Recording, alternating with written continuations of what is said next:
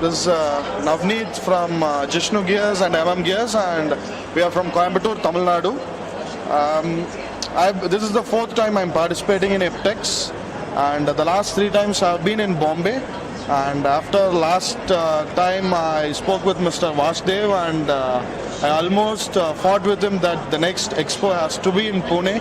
And I believe in the second day itself, I've taken half the money that I've invested in IPTEX.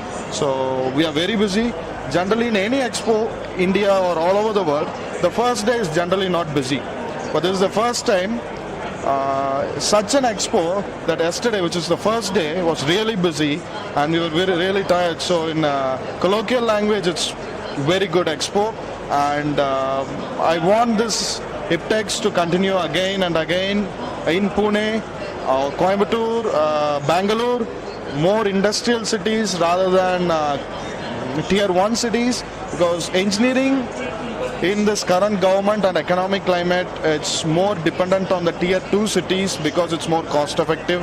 And I have one more request for the IPTEX people and Virgo Communications, that also give importance to the subcontract people. Like for vendor development, there are a lot of government agencies, big corporates, when they come ask for gears, they also ask for housings.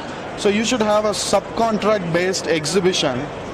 Maybe since you're doing it alternative year, maybe in the mid-year, you should do this subcontract based exhibition. So, and that is my opinion. So that's it's been a continual development along with Gishnu. IPTEX has helped us grow, and I thank Virgo Communications, especially Mr. Vasudev, and since he has been with us for almost half a decade, and I consider Virgo to be a part of our company as well. So thank you so much. Thank you. Thank you very much.